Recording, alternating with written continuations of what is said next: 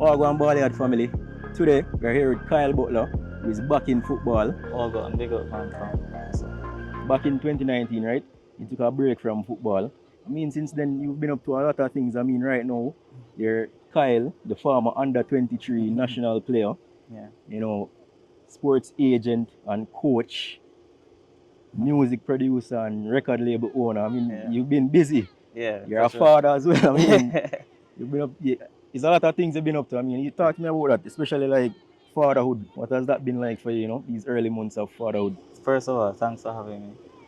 But fatherhood, bro, it has changed my life completely. Like a full 180, and it's a journey. I would say it's very special to me. I love my son. I love my family. Um, it just gives you a different drive, different perspective and view of life. So it's really changed me for the positive. You know, I have to ask you this. You know, we split between music and football. I mean, I know it's early days, but you know, in the back of your head, in the back of enough people head, which way am I going? Am I going in the music field or am I going in the football field or that now? You don't think about that yet? Well, the greatest thing about me is that I would say I'm very versatile and I can manage many things at once. So, when I took my break in 2019 and started Dynasty, I was really fully aware that I would have to be better with my time management. So, and also have help. Now that the company is now 4 years old, I have people that are employed to make my life a little easier, right? Since the birth of my son, I've been taking it easy, but we still have loads of stuff loading up to drop under the label. So it's not necessarily only me now. So it's really the label that is producing these tracks. So that is that. On the football side now, I'm here with my dad and the academy. I've always been there because, I was born in it. Everything that I bleed and say is because of Phoenix. So I'm here training the boys and preparing them. Given that I have a lot of knowledge and experience from playing in Europe since I was 12 years old. I'm 26 now. I call it 10 plus years. Right? It's a long time. So really just getting them to the next level. On the agent side, I was there with Whisper in Newcastle. I was there with him in Chelsea. I saw that whole process go through. So, a lot of things been juggling, and now we have the tour with these boys, going to the UK and Europe. Trying to get them some opportunities and contracts, of course. So. All right, we're gonna talk more about all of that. We're glad you touched upon some of those topics earlier. I touch back a little bit. You say you're here with your father now. I mean, I think we're all aware of, that, the kind of turbulence that you and your father went through in the past. And I mean, now we can see that, you and your father are, at a good place. It's good to see that. I mean, just talk to me about how important it is for you to, have that relationship with your father again now, especially with the birth of your son. Yeah, I think that's it now, because I see it from his eyes now that I have my son. And also owning a business as well and being the head of something, you really understand what he is going through. And honestly, if my son said to me at 20, 21 years old that he wanted to stop football, I would be really upset at him too. I'm not saying that what happened was right from me or him. I could have dealt with the situation better. But, I can understand why he's frustrated or stuff like that. So, but now, birth of my son, he's been an amazing grandfather. He's been there for my son. He's been there for me. Giving me the opportunity again to be around the boys, to be around the whole family business is I'm really appreciative and grateful. I'm going to touch back to, you taking a break from football. That was in 2019, right? Yeah. Right before the pandemic hit. Right before the pandemic. Yeah. And I remember watching an interview where he said, it was because of, at the time we were going through, like mentally, you don't feel like you were at the right place to be competing. So I want to talk a bit about mental health in sports, because I feel like a lot of people, especially here in Jamaica, we don't really take it that seriously for say, the mental health of athletes. So I say, Just go out there and do what you need for the but understand so there's a lot of things that affect your performance on the field. A lot of factors outside of the game that affect it. So I mean, personally for you, we see that you have a strong mentality. We don't have a question that because you bounce back and you achieve a lot of things. Yeah. So obviously you have a strong mentality. What me want to know now, how important is mental health in sports and not just sports, just overall, and what was your process like to get from that place to where you are now to being, this successful? The thing is, is that, as I said, mental health will be considered as a weakness here, especially here in Jamaica. And I feel like we need to change that narrative because, as I said, outside factors, everything that happens around the player, that's what makes him a professional footballer. And if you don't have all the pieces together, you won't compete at the highest level. And I found that I was constantly being criticized. Like I was constantly getting compared to someone. I was constantly just being bombarded with hate. So I was, if I was as strong as I am now, I would probably still be here because I don't listen to any of that noise anymore. And I realize that it's really just a 2-day, 3-day blowover. But mental health in sports, we really need to take it serious because there's a lot of players out there that are struggling and they do need a outlet to really vent to. So really need to take it serious. As I can say for myself, I've grown a lot since my experience, and I've really have a lot to thank for football. It's opened a lot of doors for me and give me a head start in life. Can you talk to me more about like that time? What was really going on at the time that All right, remember at that time, it was a whole JFF thing when I was with the U23s played well. And then the whole U22 thing, them have a U22 team and they select me. Saying is me while Leon was playing for JFF, which is not true. In Europe now, I had to give up my contract in Genk to go for Leon to go to Leverkusen. Yeah. A lot of stuff was happening behind the scenes, and as well as just dealing with a lot of demons and the whole Fortuna Dusseldorf thing. A lot of things happened to me in football that I don't feel anybody really had experience, but everybody have a different story and a different journey. So you really just to ride out that, but I feel like everything has a reason and a purpose. Maybe if I didn't come from football, I would have produced the songs that I produced, and I would be here today at my age, at this level, where I can give out so much information to the boys, and they kind of relate to me more than if they were dealing with somebody way older. So, it's a blessing in disguise, bro. But a lot of the times, though, I want to come back and just finish my chapter, Yeah. But I touch upon that. I touch upon that. I mean, you said something a while ago though, but the first really I hear that you say you had to give up your contract with Genk so that Leon could move to Leverkusen. Yeah, because remember I had another 2 years there in Genk. Leon had another 2 years, but Leon wanted to move to Leverkusen immediately. Not just Leon, everybody. I wanted it for him too as well. Yeah. Right, so in an attempt to keep Leon, they were like, if Leon goes, then you have to give up your contract as well. And them doing an ultimatum like that? Basically, yeah. So I definitely, I always want the best for Chippy. My brother, me and him grew up together. And me and him go through the journey together. So me want the best for him.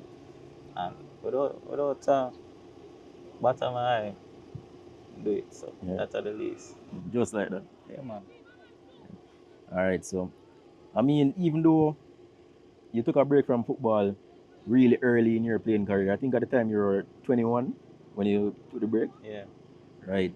But up to that point, you had, represented Jamaica at the under 23 level. I remember when it was the Olympic qualifiers and you make a debut for the under 23 side, right over on it, the jungle, isn't it? Yeah, remember. Yeah, man. Talk to me about that experience, representing the country, putting on the black, green, and gold, isn't it? You do it, so talk to me about it. No, man, it was I enjoyed the experience, just from the training sessions, from everything, the entire experience I really enjoyed, and I take pride in representing the country. Yeah. Is I mean, the only thing I had a problem with was the time that I got, because I went from captaining in the early part of the stuff in the practice games, and you see a man come 2 days before the match, them and just switch up the whole team. But I understand the politics and stuff. But I enjoyed my debut. I think I did fairly well. So Yeah. I mean, Craig, that's in the background. As I said, during that time, there was a lot of controversy around your name, Leon Bailey's name, your whole family. So I want to know, do you feel that you were treated fairly during your playing career?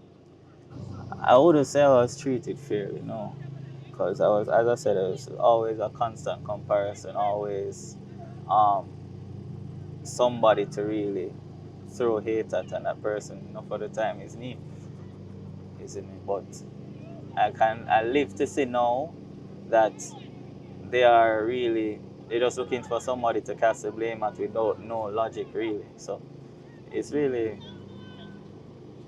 nothing. Is it, man? I should have recognized that at that age. But you're young, you don't really know all of that too. Plus, in my head, I was thinking, all right, normally to make the jump to professional football is 18, my latest 21, right? I already was playing at 18 to 21, and I wanted to be at the highest level at 21. So I was really pushed.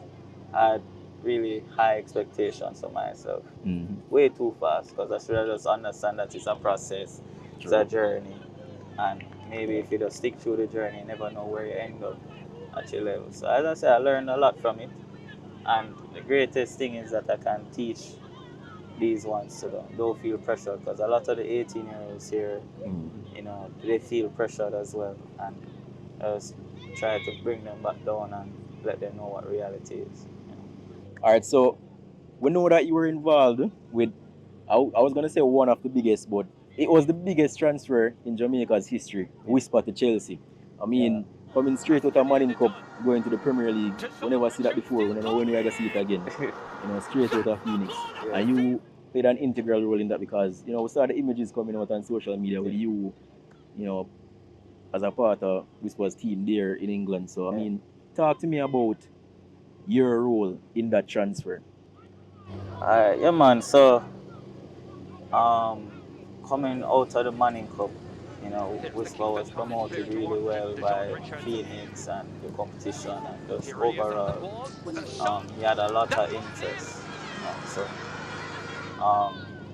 me as a part of the sports management team, I went to Newcastle with him on trial, and he did extremely well.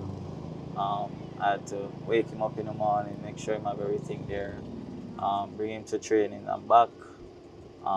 Also speak to the sporting director, speak to the head team coach, get feedback, give back the messages to my dad, video calls in the meetings and stuff, just so that everybody is really just a connecting piece. But that, we ended up coming back home. We received an offer from Newcastle, and Chelsea came and had a better deal, in my opinion. Oh, okay. Chelsea came to Jamaica, came to the academy, and the rest is history. We ended up going back in the first team environment. Whisper and I went to a couple of games over there. I think watched Liverpool against Chelsea, and 2 more games after that. Just to get familiar with the environment and meet all the players. It was basically in the same space as them, and it was a unforgettable experience. We don't post a lot for the media, but believe me, we have everything documented for the movie. Okay. If you're buzzing past some of them clip they still for the interview. Yeah, man, I was still. All right. But I mean, you mentioned that Chelsea came in with a better deal. Yeah. I mean, like, I feel like a lot of people, because I hear this narrative a lot, people saying Whisper shouldn't go Chelsea. Yeah. I don't know why people say that Chelsea, big club. I say, I'm not take nothing away from a transfer. You know, my rate with Whisper do. Tear up Manning Cup. Left from Manning Cup, go straight to Premier League. Although, I got Chelsea. I don't like Chelsea, I Liverpool. Fan that's the whole thing. But at the same time, I say, oh, I respect the move so much. Big up Whisper. Yeah. Anyway, I'm there. And I tell you, say, one thing though. People say Chelsea have this track record of, not really giving the young talents to them sign that chance to make an impact in the first team. So obviously you guys would have, thought Yeah. about this and everything. So more you No man, everything we do is definitely planned, and we discuss in detail what the plan is for Whisper. Yep. So we're not worried about that. We're not worried about his quality. He's probably one of the most talented youngsters I've ever seen in my life, and he's going to reach the top. Um, Destroying the U21s, making a reputation for himself. Many offers are out there for him already for Premier League if he wanted to go somewhere else. But no, just starting journey with Chelsea. And what people should understand is that the cream always rises to the top. Always. So once you push yourself, once you show that you're better than them, they can't go around it. You see me? So I'm doing best, man. All I will right. not worry. You say confidence him get him chance now Yeah, of first team. course. We're confident. And we trust the team, we trust Joe Shields, we trust what the plan is and working off the plan. Okay. All right, I look out And to we see have what plan B, we have plan C, we have plan D. So we are have a backup plan, man. But we trust in a plan A same way. yeah, man. We look out to see Whisper. You see me next season I do big things in England. Yeah, man, for sure. Yeah. For sure. All right, so more we talk about Leon Bailey a bit. I mean, obviously, we know say when you decided to take a break from football, your family never did really back that decision because obviously they want you for stick to football. And at the time, you know, we know Leon never did support the decision either. So that it kind of creates some tension between the two. So more know what's the relationship between you and him like now? Well, as I said, the whole decision of me wanting to basically go off and do my own thing, I wasn't supportive of it at all, which I can understand. As growing, being more mature, and understanding why. Me and him relationship now is much better than what it was back then. I went to his party, I meet my son, I met his sons, and we have that brotherly connection, so, and it's just growing better and better, but everything is a process, and everybody's process may be a little different, so we can't really rush into things. We missed out on a lot of time because of what happened, but we are making steps forward, and that's all that counts. And at the end of the day, there's love for me because there's a lot of things that Leon saved me with. You see me? And there's a lot of things that I have him back with as well. You see me? So no matter what happens, whether we're good or we're not good, and we're good, right? He will always have my back, he will always have feedback. We know the current situation between Leon Bailey and the Jamaica Football Federation, and that led to him, deciding to take a break from the national team. What I want to know is, do you think that Leon Bailey made the right decision to take a break from the national team? Well, I'm not going to say yes, I'm not going to say no, but I can say that whenever Leon plays, he's always the one that gets all the blame, takes all the responsibility, and that can weigh heavy on someone's shoulders. There's a lot of things that needs to change in the JFF, and it's not really only the first team that needs to change. We're getting embarrassed on all age groups, you see me? And we need to do better. We need to have a proper structure. We need to have better coaches, qualified coaches that are exposed to different styles of play and have the knowledge. We need better football pitches. We need more investment into the programs. Even nutrition, we need to be way better at. Right? We cannot be doing the same thing over 2 decades and expect different results. That's a sure sign of insanity. Right. So Leon, the only difference with Leon's journey and the Reggae Girls' journey is that the Reggae Girls stand up with Bunny as one. Leon is standing on his own and he's getting all the backlash. But that is fine. Him shoulders broad enough. You get me? Him back broad enough. So, and we did it with him and stand up with him as well. So, Leon's decision may, for the short term, may seem bad now, but him doing it for the best for him country. You know, because if him never care about the country, he could have just play, career done, and that's it. We still have the same problem, but he's taking a stand and he's bringing a lot of attention to the corruption in the JFF, which is good. Right. So, and I mean, I think there aren't a lot of people that would disagree that there needs to be change within the JFF. Me completely agree with that. We know the history and we know that enough things need to shake up. yeah, You can't go around the fact them. And I feel a lot of the fans agree with that as well. So when we see him get backlash, we have to really kind of look into it. From my perspective, and this is just what me see now, I feel like a lot of people, the issue that them have is like the way how them see him going about it. Like, I've seen really there were some conditions to him coming back to the team. Some stuff like, he would need to get his own room, and he would have missed the first match of the Copa America and stuff like that. yeah. Some conditions people think them they kind of unreasonable. I mean, do you think those conditions are unreasonable? No, it's global standards. It's simple as that. Leon is coming from a place and he has seen other national teams as well. He's playing with people from all over the world. It is simple. If you're gonna travel 10 hours, right? And you get roomed with maybe an 18-year-old and the 18-year-old is playing music until 4 a.m. You can't get any sleep at night, right? Why can't you request your own room so that you can perform at the highest level? What else were the first class flight thing? If you're in a 10-hour flight and you don't have any leg room, you're bound to pop something. Every time Leon comes back from the national team, he gets injured, If you pre that, every one of his injuries that he recently got, well, he got back then. Him is either him come on the national team and come back, and come back injured, get injured. But I don't think the what you call it, what you say? What you call it? The concerns that the fans, I don't think that is that bad, to be honest. feel like I don't know where can't get patched over. No, it's simple. It's simple, bro.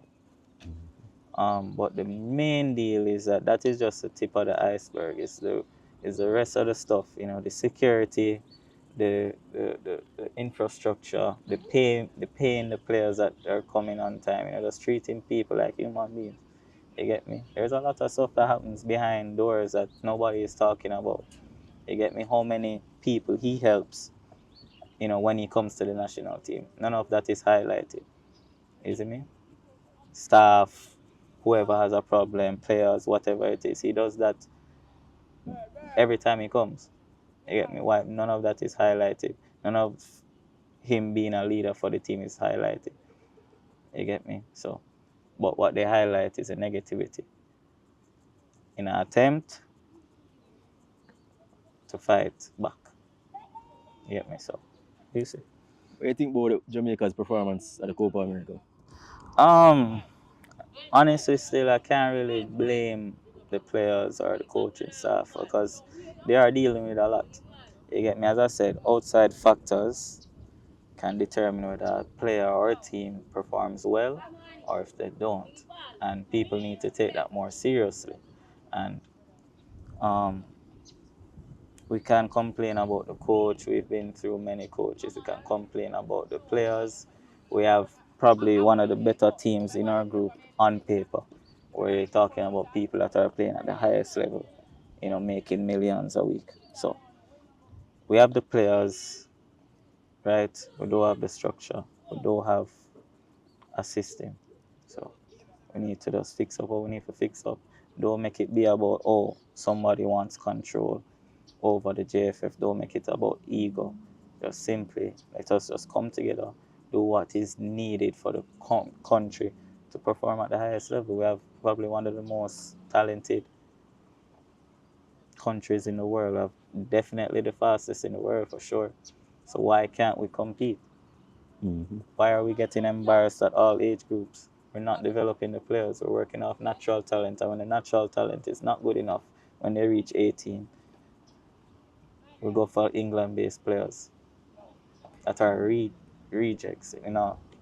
I mean, I definitely agree with you about, more needs to be done to develop the local players. Because that's one of the things that beat the team, the chemistry. Yeah. The team on a synergy. It always looks, or at a lot of the time, it looks like there's no, chemistry, no connection.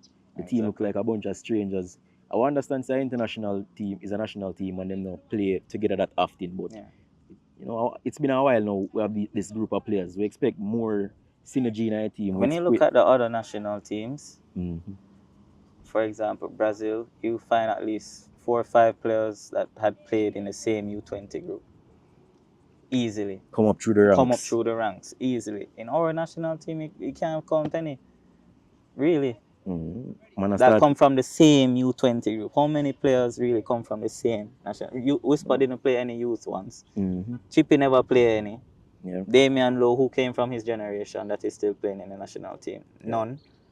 Who else is there as a homegrown talent? You can barely find any. Even that same under 23 group that you were a part of, I tell you, say, how many of them players they in the national team right now? Was Alex Marshall alone? Barely. Yeah. And that was a good group. That was a good crop of players. And I remember that was like what I say, the group are full of talent. So full of talent, exactly. So that's the thing. We're not developing them. We're not finding opportunities for them to further them thing. Yeah. Like we have to start over again because the coach resigned. So we have to start over from scratch. All right, maybe even starting over may be good. It's just that the time into the World Cup is very short. And it's done so much, to get the players at another level. Let's talk about Phoenix Academy. What's your role at Phoenix Academy now? Okay, you tell me that you're working with your father. Phoenix, we see Phoenix producing a lot of talented players over the years. And I feel like a lot of people focus a lot on the negatives, and the controversy around Craig Butler. But there's a lot of good that he's doing here at Phoenix, and you're a part of that. I just want to know, what's the secret behind the success and producing so many talented players? The secret behind the success is what a Phoenix is, and it's a never die attitude. How we train like this. We prepare our boys for European football, and remember, we are the only guys that are really have the exposure and experience. Having played in Europe, having been on practicums in Europe, having been to majority of the teams throughout Europe, getting experience, and not many people have that here. So we bring that experience plus our natural talent and instinct and bring that to the boys and train them every day. And we don't stop training. We train 11 and a half months out of the year, while other teams training 3 months. Easy me. Right around the year, man. Right, exactly. So that's the problem we're having. So we need other people to really copy the model, and we have this throughout the whole island. You get me? Okay. Yeah. So talk to me more about your role. Yeah, my role, is coaching, agency. I'm part of the agents, and just really preparation for the next level, and also grooming talents and recruitment. Basically, I have my hands in everything. Okay, so you actually coach now out on the field, call the shots. Been there. I mean, remember I was a part of the coaching team for the previous Manning Cup season. Okay. Given that my son was being born, I wasn't that involved in the next one when they won, but I'm going to be a part of this one and more to come. We have a wicked under 16 team that's going to come and win for the next couple of years as well. So you see the work. Right. That's the thing with Phoenix, bro. We're always working on we don't just talk, we walk the walk as well. You see me? So as I think I heard as well, the future, always. The next crop of players. Exactly. Love that one. Start to me more about Mona, because we're there at Mona High right now. You see me? See the training session earlier, and Manning Cup still, a little way off, but them are put in the preparation. Yeah, we didn't stop training. Yeah. We never stopped training. Mona Manning Cup team is never stopped training, and it's always a cycle. You see me? We have boys from St. Kitts and all over now. Preparing them as well. So more now we have to be grateful for the school, for the principal, really giving the boys the opportunity to achieve at the highest level, football wise and also academically, really putting in the work with them and also giving them opportunities to go to college and stuff like that. So really have to big up the school and the whole, the culture of the school is different now. I know people doing PEP that is choosing Mona as their first choice now, because of what we are doing here and what the school has achieved and growing as well. So What was the experience like, to see Mona win their first Manning Cup, history? yeah. Your father leading them to that historical title, you being a part of that journey. I mean, how was No that? man, I was elated, bro. I was watching it from in the stands and Mhm. me I send their instruction, me I do everything I can from where I was. And just to see them win it and knowing that we known these boys from them 10 years old and all of them come up and really achieve something that great, being history makers is really remarkable, bro. So I couldn't make it forward and want to talk about music. Because Yeah. now, you're not just Kyle Butler, the baller, you're Kyle Butler, the big music producer, Yeah. you know, producer, owner of Dynasty Global. I mean, you have a lot of big hits on their belt. We have Is it really my pride that my tears gone dry and me just can't show them no more? Can't take me for fall. Oh, you doing like that? Kyle say boy if he dead me make it date. No hesitate, pull up on your gate, left his skate. Kyle big truck park up in a gate. When the money talk shark in a year.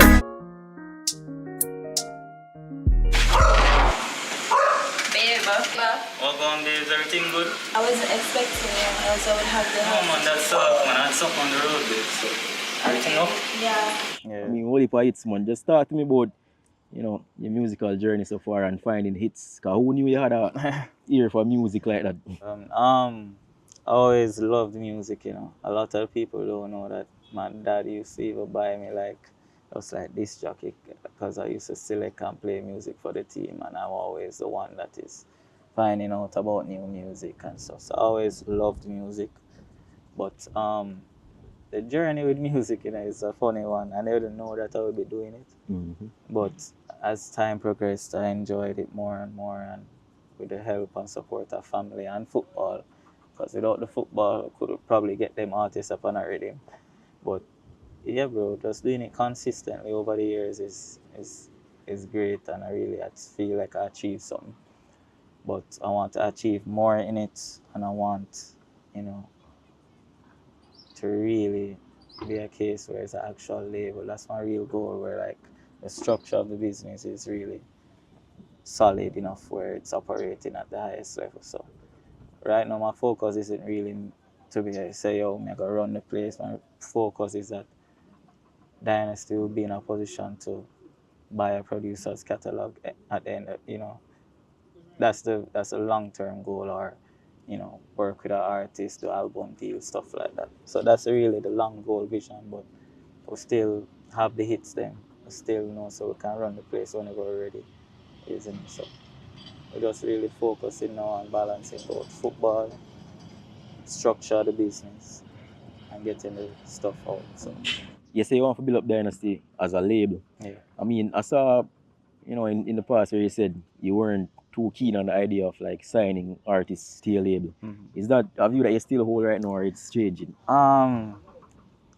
yeah, in the beginning, I wasn't too keen on it because of the commitment that you have, and I find that many artists aren't so loyal in that sense. But I would say we're changing the approach now, and we're looking for talents, and we take it to another level, man. We're changing our approach. It's just that, boy, if you know how much artists and people know artists link me, say, yo, man, sign him. But we can't sign the world, bro. You have to sign the right people. Yeah. So we just have to find the right people that align properly with the brand and sees the same vision as us. Are there any new projects they have that were released recently, or anything that's coming up that we should know about? Yeah, man, I have two new juggling I go drop this year, and loads of singles, a couple more Holy Heap song and the Valiant EP coming up. Holy Heap thing for drop, bro. Easy me, as I say, we have the clip loaded. It's just when we want to fire them. All right, watch out. Watch out, man. All right, more I know, I think the whole of Jamaica want to know. Is there any chance that we'll see Kyle Butler out on the field again? Yeah, man, definitely, man. You can look out for it. Yeah? Well, my challenge right now is that because I'm doing so much, is that I don't get the time for myself to really put in the work on myself. So I really just working on with my father, see what we can do so I can really be a part of the setup. Okay, so how soon you think we could have probably see that next season? Probably next season or half of this season. Let's see. All right. Well, look out for it, The return of Kyle Butler, people. Yeah. All right. You don't know, say, well, kind of go wrap it up, But, I mean, more I do for me? Yeah. More I give some advice to the younger generation of footballers in Jamaica. And not just footballers, because you're a man where, you experience success in football, music, as a businessman. So, you're doing a lot of things right. And I feel like a lot of it goes under the radar. A lot of people don't know half of the things that, you've been up to. Because them say I do the music game, them say that the music industry I do it big, but them don't realize how much work you do in a football same way. Yeah. So I mean, from your perspective, somebody who just wants to be successful, whether it be music, football, they must start out them journey. What kind of advice did I give to the youth? My advice to them is I can give them a story, is that a lot of people find means, factors, reasons why you can't do something, why you can't start on something. My thing is that if you believe in something and you have a goal, just get up and start it and show that you're serious and go at it every day, and keep going. Don't stop and have the tunnel vision. Don't make excuses. Find a way. Be a person that comes up with solutions, not ones that stop because something is in your way. Get over the obstacles and just push. Where it comes on to the mental side of it, you have to be strong, you have to be smart, and you have to be relentless. So that's my goals, that's my things. So the younger generation looking up, it's always push, always know that believe in yourself. Anything where you want to achieve, you can achieve. Once you set your mind to it and you go at it every day and put in the work, always put in more work than your competition. Respect, bro. I appreciate you inviting us, bro, to come out here at the training session at, Mona High. All the reason you did. It was very insightful. Me learn a lot of things. I'm sure anybody who's sitting and watch this time ago get a lot of insight into football, music, and life. I appreciate it, bro. Yeah, man, anytime, man. I say a long time. Yes, I man. support the thing, so. From them time, they appreciate it, man. Respect. Respect to the Ballard family for always a support me. As always, continue to like, comment and share the content. We appreciate the support. So just keep on helping the channel to grow. And until next time, that is it.